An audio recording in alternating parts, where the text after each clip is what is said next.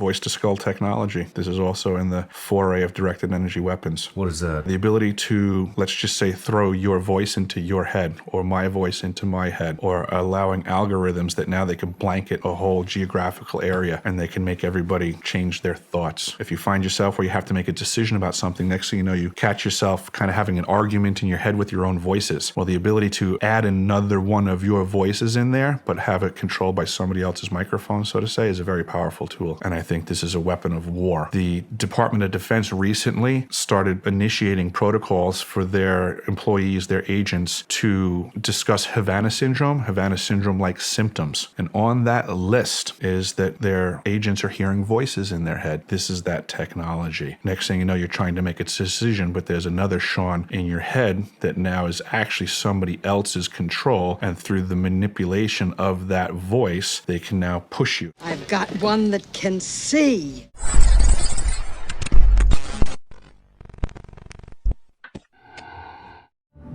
March 16th, 2018. The U.S. government's Defense Advanced Research Projects Agency, commonly known as DARPA, announces a bold initiative to develop what they call next-generation non-surgical neurotechnology. There's some really interesting research that we can plant false memories in the brain. People believing that they've been at Disney World with characters who are not Disney characters, taking photographs with those characters. Many of those products are hitting the market this year. They will be capable of doing is very high-level brain state reading. Things like, are you tired? Are you paying attention? Is your mind wandering? Are you happy or sad? One of the emerging areas that's really interesting in law neuroscience is pain detection. And once we understand the circuitries that cause pain, I guess the question is, could we then instill pain and use that in many coercive measures in the legal system as well? Every camera you walk past that is integrated with AI systems increasingly can decode mental states. It's kind of like the final piece in the puzzle. You might be able to make inferences about what a person is thinking from their facial expressions and from their eye movements. I started to see companies with prototypes that were embedding brain sensors into everyday devices like a watch or a wristband or headphones or earbuds. The promises of being able to access your own brain, change your own brain, and even potentially access the brains of others is extraordinarily exciting. Well, you'll say, privacy's gone already, it's all right. But wasn't your brain the one area in which you thought you would always have some sense of privacy? And this is it. This is our last bastion of privacy, I think. And it's almost over. All right? We can pick up and decode faces that you're seeing in your mind. Simple shapes, numbers, your PIN number to your bank account. Hundreds of people in the valley say they are hearing voices in their heads. And those voices are being transmitted by microwave or other methods. Well, several viewers asked us to investigate what they call electronic harassment. KMIR6's Angela Monroe joins us now with what she's discovered. Angela. Electronic harassment, synthetic telepathy, voice-to-skull technology. Chances are you haven't heard of these terms, but after searching the internet, I found dozens of websites dedicated to the phenomenon and several Valley residents who say they're victims.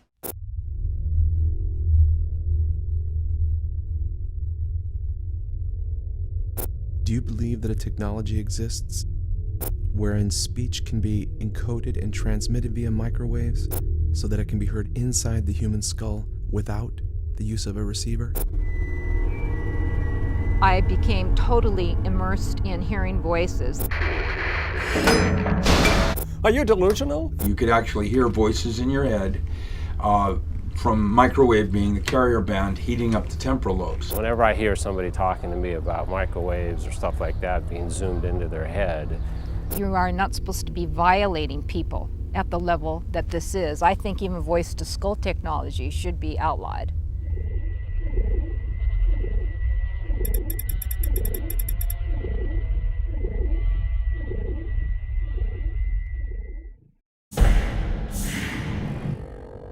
In the 1980s, a firestorm of court cases concerning the satanic and ritual abuse of children swept across the United States and was fueled by the popular media.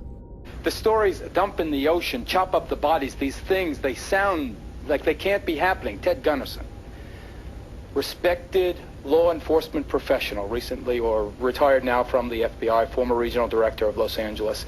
Do you, sir, believe that these dreadful allegations of babies being sacrificed are true? I absolutely believe it, without any doubt.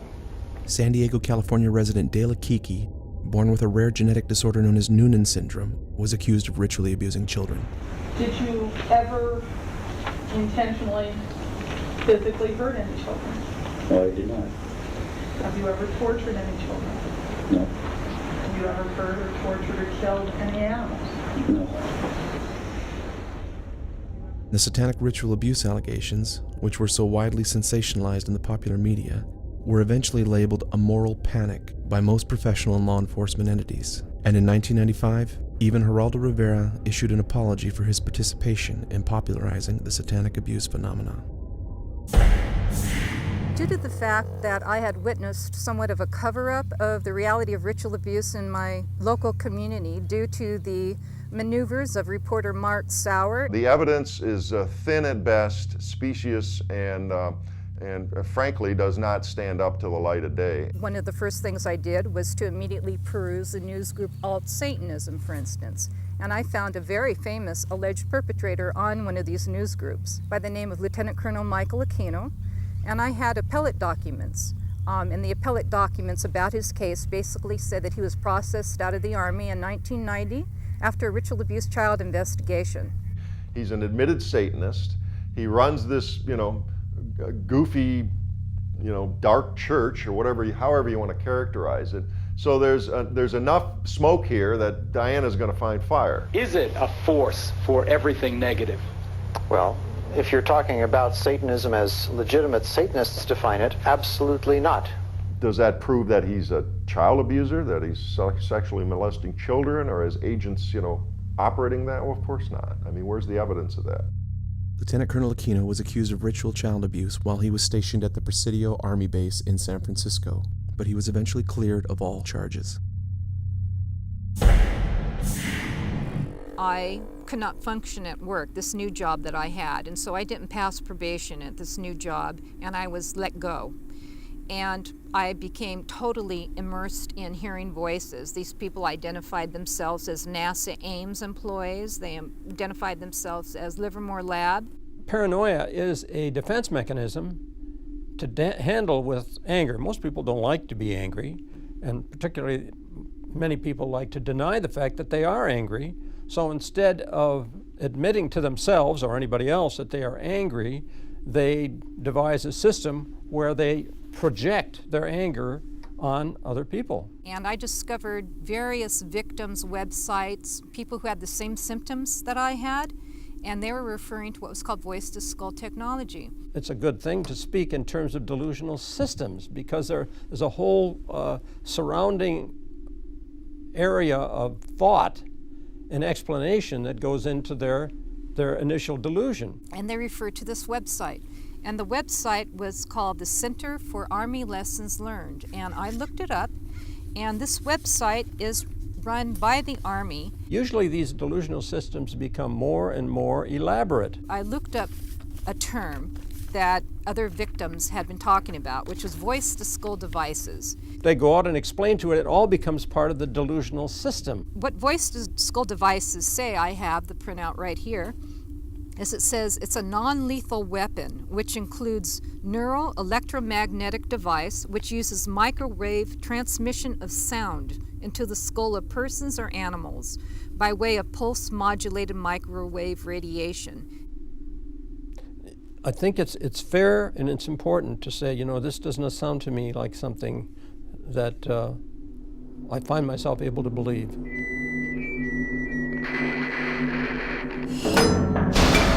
There have been recent advances in acoustic technology which can transmit sound great distances with a very narrow target range. The long-range acoustic device is one such technology and is currently employed by both military and commercial sea vessels to deter potential attackers. In San Diego, California, Woody Norris, developer of the LRAD, describes another of his acoustic technologies known as hypersonic sound. It's kind of like radio stations, except in this case, You don't need a receiver. To hear a radio station, I gotta have a receiver. With this, the mixing actually happens in the air, and you hear it without any other device. So if I aim it at you, and it happens to hit both of your ears, and I'm reluctant to say this, it'll be as though the sound is inside your head.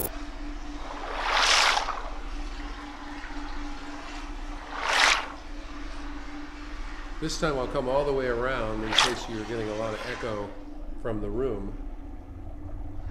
Much of it is people pleading for help because they've been hearing voices in their head for years.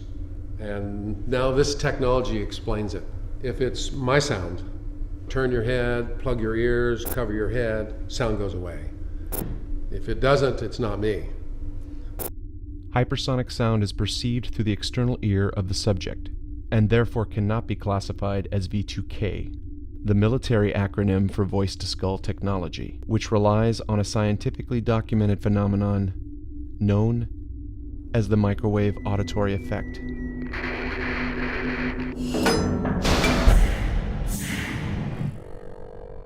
The observation of the phenomena came way back during the Second World War, and the radar operators, accidentally noticed that when they stand in front of the radar, sometimes they can hear clicks in their head. Somebody by the name of Alan Fry, who had talked to some of the radar operators based on their report, and he conducted a very simple laboratory experiment. Indeed, showed that human beings can hear the radar pulses. They were not just making it up. They wanted to know what the significance of something like this would be if man had another sensory motor input. And of course, the possibilities are staggering. Like you have another sense like sight, only you're not using it. What do you think that would imply? It means you're walking around being blind to something that's constantly giving you inputs, but you're not aware of it. Well, the first implication on that would be a weapon. There was some concerns because the American embassy in Moscow was reported to have been bombarded by microwaves. So the speculation was that, are they trying to gather intelligence, or are they trying to actually mess with the brains of the embassy personnel? So there was some experiments being conducted. Of course, then they were involved in some other things which I'm not involved in, which are classified in Nature. Dr. Lin configured the equipment for the 1973 experiment performed at the Walter Reed Army Research Institute, wherein the experimenters successfully encoded speech and transmitted it via microwaves. The subject of the experiment, Dr. Joseph C. Sharp, was able to hear the spoken words for 1 through 10, and the results were published in the Journal of the American Psychological Association. And while Dr. Sharp verified these results during a personal interview with the filmmakers, he declined to have his voice or image recorded, stating that the technology was still too controversial. In ordinary sound perception, sound that goes into the ear canal gets amplified by the small bones in the middle ear and then gets to the inner ear where the cochlea resides, and in the cochlea is converted to electrical impulse. But fundamentally, the physical phenomena that enables it is mechanical movement of particles. So the mechanical wave transmitted by the bones of the middle ear gets converted at the inner ear into the electrical impulses.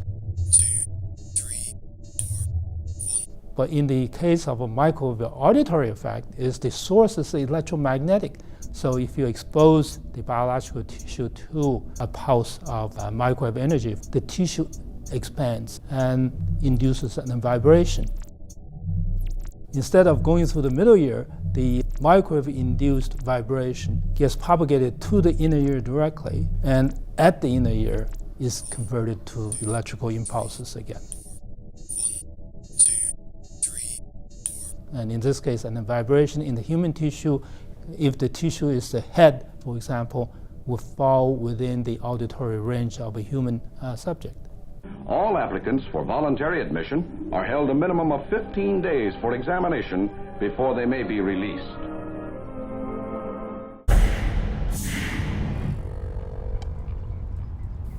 Now, the question is, have I been suddenly overcome by schizophrenia? My answer to that is that I have been forced on medication for the past 4 years, and not once have any of my voices stopped. What's really going on here? Well, we really don't have the models yet, or the belief systems to be able to cope with these things. People now are talking about actually direct communication, like we mentioned, sending a message to the air, to a person without anybody else being aware of it. That is within the realm of possibility. If medication does not stop these voices, and these people have, and the victims or your clients have a plausible story. This is like another sensory motor input that man has not yet learned how to use. Of course, you could, as I say, if you have a high enough power system, you can have a group of people subjected to the same type of a phenomena. There's all kinds of applications there, in terms of making someone think they're crazy.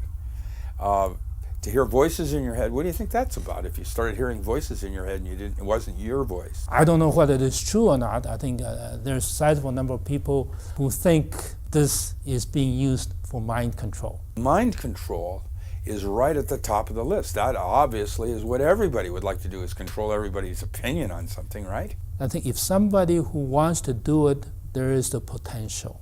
Is that going to convince you? Not necessarily, but it will convince me. That convinces me. No, I do not think that I was just suddenly overcome mysteriously by voices just out of the blue.